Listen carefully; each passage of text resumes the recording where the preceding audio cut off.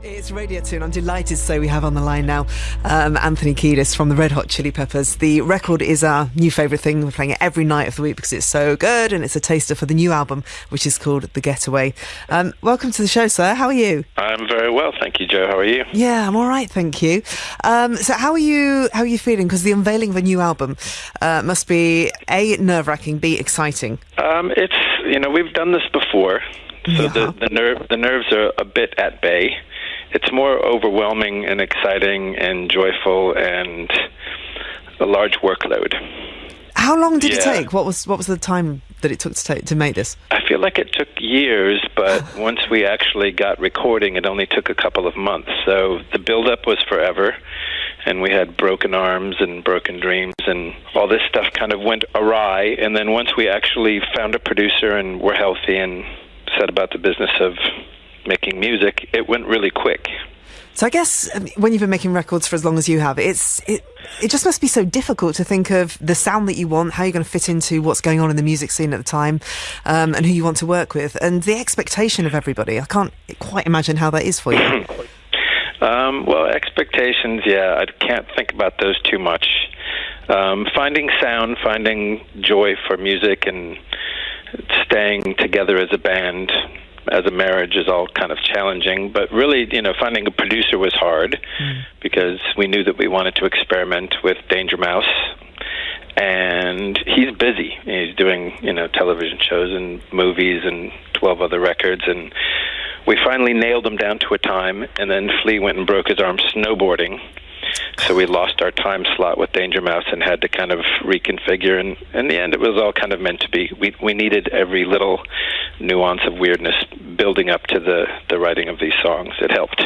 And when you actually got with him in the studio, he kind of threw a curveball, didn't he?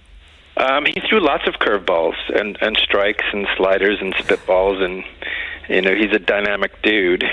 And you mean by kind of wanting to write new songs? Yeah, because you'd got from what I've read, you'd got your own songs and you went, oh, this is what we think the album is. But then he went, no, let's do something different.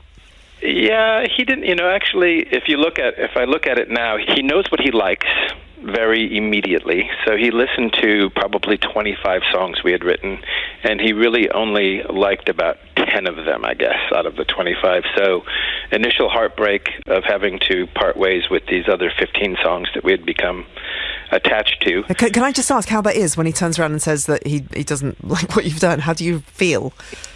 The very first time, you're kind of like, well, geez, that's kind of harsh or arrogant or presumptuous or whatever. But then the more you get to know him and the more you see how he operates and thinks, and it's just a matter of taste. And, he wants every song to be classic. He doesn't really have that sort of songwriter's approach to, oh, well, I love this little song, even though it's not destined to be a classic. It's still part of my experience and it means something to me. Unless he feels like it's going to touch the world, he doesn't really want to hear about it. So I grew to respect his point of view, and the more we worked with him and the more he pushed us to be better than we were starting out as, I gained an appreciation and saw his value very much so. Yeah, no, but great for you to be pushed, great for you to be challenged, I would have thought. Gotta be pushed. You gotta be pushed, otherwise you don't improve, do you? You wouldn't, and imagine, being sort of around forever, and then people forget what it is to tell you that something's not good enough. Yeah. So you just, you always think it's going to be good enough, but then really you need someone to be brutally honest and break your heart and hurt your feelings a little bit along the way. I guess it's the emperor's new clothes. There's always a danger of that, isn't it? Just people going, yeah, you're just fabulous, and you don't want that. That's a danger. I mean, imagine some of the true greats, the real greats, the classics, like, a member of the Beatles and someone going, God, that song's just not as good as what I think you can do. No one would ever say that, so they might not know. Yeah. But Brian Burton, who is Danger Mouse, he's quite gentle, isn't he? Quite a wise kind of character. He's wise, he's gentle, yeah, he's mellow, low-key, but his focus is pretty laser. Yeah. So what can Anthony, tell me what we can expect on this album. What kind of a mood has it got? And lyrically, what were you writing about? Lyrically, I'm embarrassed to say, but a 2-year relationship, that completely fell apart like a nuclear bomb. Just left me feeling pretty raw and available to the emotional universe for writing. So even though the relationship was a bit of a disaster, I feel that in some way I did get something out of it, which was about half the songs on this record. Yeah. Gosh, are they going to be difficult to sing, those songs?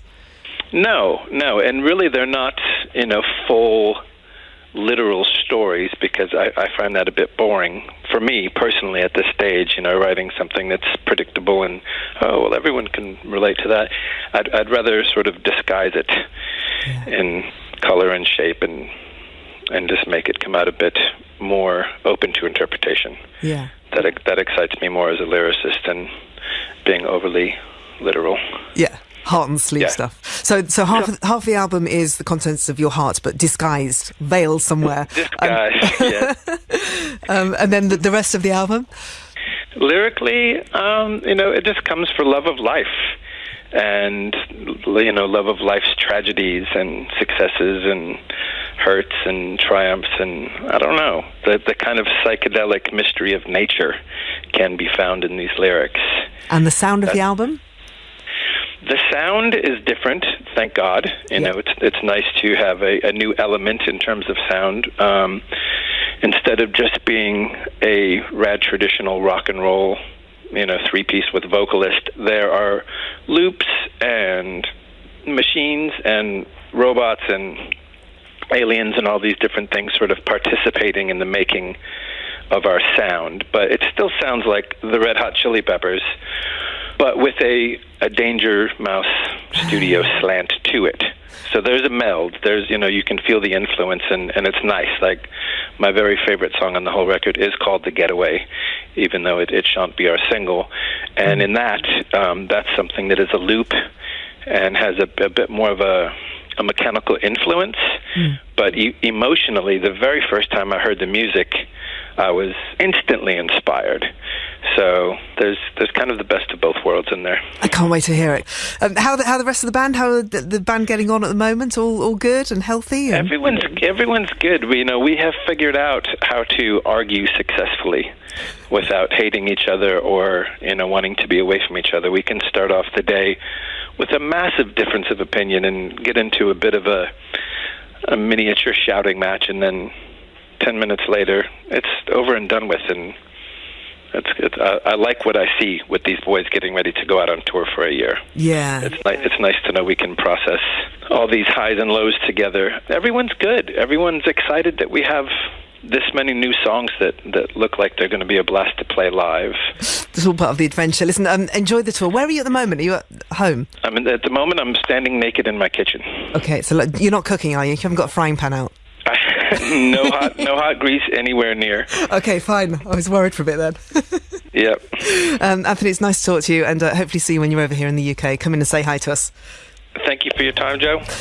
We'll play the single now. This is Dark Necessities. Anthony, thank you. Bye, Joe. Step away from the hot fat. Will do. Bye. Bye.